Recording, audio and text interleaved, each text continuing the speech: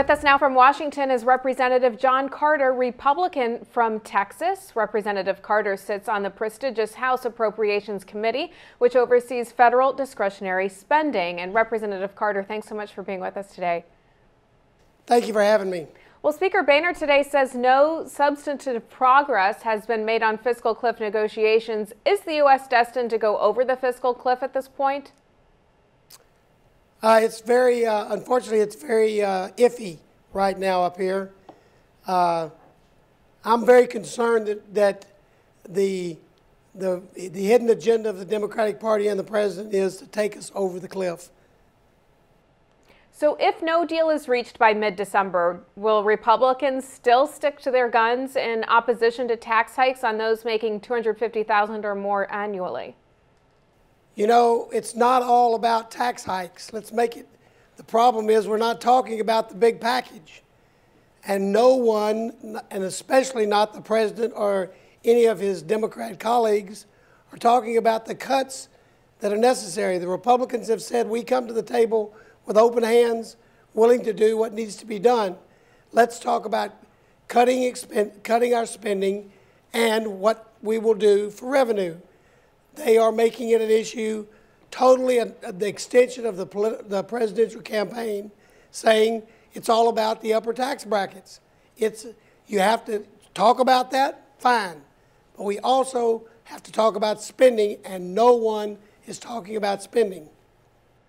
So some Republicans, though, have said that they would be willing to go back on the Grover Norquist Americans for Tax Reform pledge to not raise taxes. You signed the pledge. Do you plan to stick to it?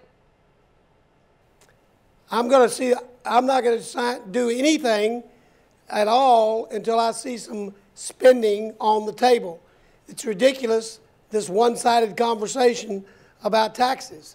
Why should anyone make a commitment to taxes when no one even makes a mention of looking at entitlements or looking at discretionary spending? No one makes a mention of what's facing us with the sequester that can destroy our Defense Department. We're just talking about the same talking points that took place between the president and Mr. Romney, and he's out on the campaign trail again. This is not constructive. So yesterday I interviewed Senator Orrin Hatch, Republican from Utah. He told me that he'd like to see leadership from President Obama on this issue. What would Republicans like to see from President Obama and the Democrats? I'd like to see leadership from President Obama on any issue, to be honest. I'd more like to see leadership than political rhetoric, but it seems that's all that comes out of his mouth.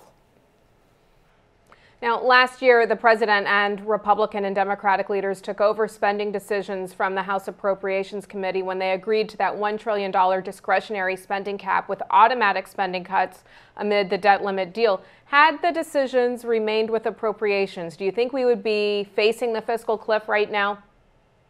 You know, it's very interesting to note that with all the conversation and, quite honestly, all the criticism that is aimed at the Appropriations Committee, because we are the spending committee, we are the only committee that addressed cuts for the last entire year.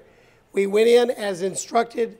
We reduced spending at every level in every department, and we passed out of our committee the request that we had to get us started down the road of setting spending on the right course. We cut and we cut and we cut. Now, but we can't get a vote out of the Senate on a single bill. Now, you know, it's frustrating when you do your job and make the hard votes and it gets completely ignored by the Democrat-run Senate. Okay, to yet another looming crisis. The federal government is about to hit the debt ceiling again come late December and could default on obligations by mid-February. Would Republicans agree to raise the debt ceiling again? I don't think so. I honestly think that the Republicans, that's the one strong card they hold. The will I see from my fellow Republicans is we're not raising it. All right, to another story that I know is also important to you, and that is the impact of Obamacare on food prices. A provision slipped into the bill at the last minute requires restaurant menus to display calorie counts. The FDA also made sure the initiative also included convenience stores and pizza delivery storefronts. What is the impact of this in terms of cost to the typical American family? Well, like everything else that they're doing with their regulatory nanny state position that they take, they want to tell us how to run our lives. Most of this doesn't make sense as to the nature of the very business we're dealing with. Let's take, for example, a to-go pizza place. When you go to it, when you call in an order to a to-go pizza place, you don't look at a signboard that hangs over their pizza facility telling you what the calorie count is. You might go on the internet, which, by the way, most of them who do business have that information on the internet. But no, that's not good enough for the federal regulators. They want you to put up signage in a place where nobody looks at signage. But that's the kind of idiocy that comes out of some bureaucrat who, really doesn't live a real life, sitting in some cubicle someplace, coming up with a new idea. And that's what's frustrating about this situation. We want a calorie count if it's necessary, but use some reasonableness in how you require it.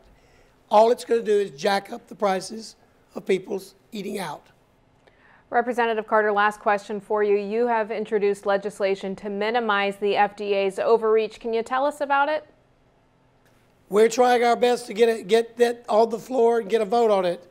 What will happen to it? Anybody knows, because the Senate doesn't work these days. They just sit around and deliberate. But assuming we got a vote over there, we might have a chance to get it done. Whether the president will support his regulators and let us have or let us have reasonableness, we'll find out. But it's a short year, so we may be into next year before we get this resolved. All right, Representative John Carter, Republican from Texas, thanks so much for being with us. Thanks for having me. And thank you for watching Newsmax TV.